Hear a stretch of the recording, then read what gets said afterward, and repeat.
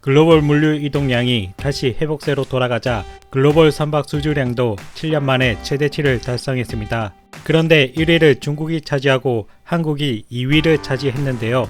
매번 한국을 깔보던 중국은 이번에는 이상하게 저자세를 보이고 있습니다. 중공의 마이크인 황구시보는 지난 1일 기사에서 애써 한국을 넘어서기 위해 혁신 작업 중이라며 정신 승리하고 있습니다. 허세와 거업뿐인 중국이 웬일로 이럴까요?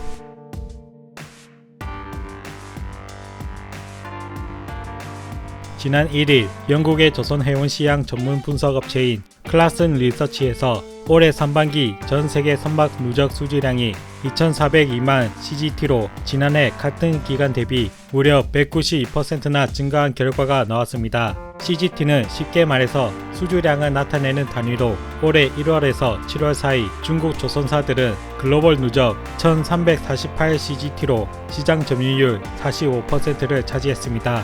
반면 한국 조선사들은 1276 CGT로 43%를 차지하면서 상반기 전체를 따졌을 땐 2위를 달성했지만 최근 3개월 실적만을 놓고 보면 중국을 제치고 1위를 기록하며 연말에 역전 가능성도 점쳐지고 있습니다.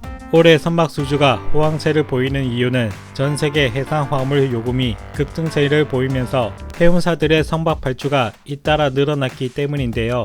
거기다가 배를 임대하는 용선료가 최근 60%가량 급등하고 중고 선박 가격도 최근 4배나 오른 반면 새로 건조하는 비용은 크게 오르지 않은 것도 크게 작용하고 있습니다. 이렇게 발생한 엄청난 선박 발주량을 중국이 45%나 받아내며 한국을 따돌렸지만 전혀 웃지 못하고 있는 이유는 디테일에서 한국에 뒤떨어졌기 때문인데요. 중국 조선업계는 기술력 부족으로 건조 완료한 선박의 60%가 저부가 가치 선박인 석탄, 시멘트 등을 실어 나르는 벌크선에 집중되어 있으며 고부가 가치를 창출하는 초대형 원유 운반선조차 건조에 어려움을 겪고 있습니다. 거기다 최근 환경 문제로 LNG 선박 발주가 늘어나고 있음에도 불구하고 중국의 기술력 부족과 저신뢰성 때문에 한국의 고부가 가치 선박 발주가 대한민국으로 쏠리고 있습니다.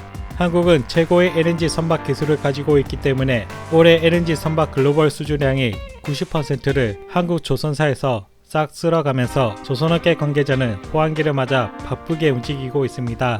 거기다 한국은 수주한 선박의 CGT당 필요한 인력이 10명에서 15명인 것에 비해 중국은 20명에서 40명에 달할 정도로 한국보다 두세 배 더 많은 인력이 투입되고 있는 현실이라 중국 조선사들의 장점인 낮은 인건비도 이제 무력화되고 있는데요. 여기에 더해 전체 선박 비용의 40%에서 60%는 선박 부품 장비가 차지하고 있기 때문에 가격 경쟁력에서 국산화는 선택이 아닌 필수입니다. 한국은 선박 건조에 필요한 부품 국산화 비중이 90%로 상당히 높은 반면 중국은 60% 아래이기 때문에 부품 가격 경쟁력에서도 중국은 한국에 밀리는 상황입니다. 또한 중국 조선사들은 자산 대비 부채 비율이 70% 이상 높아 경기 침체 시기에 중국 조선산업이 위기를 맞게 될 것으로 업계 관계자들은 예상하고 있습니다. 지금 국제 정세가 반중으로 돌아섰고 아프간 문제가 중국의 불확실성을 키우고 있어서 중국의 경기 침체는 불보듯 뻔해 보입니다. 거기다 글로벌 ESG 펀드 자금이 중국에 침투해서 많은 분야에 걸쳐 서방 세력이 중국 경제를 무너뜨리려고 하고 있습니다.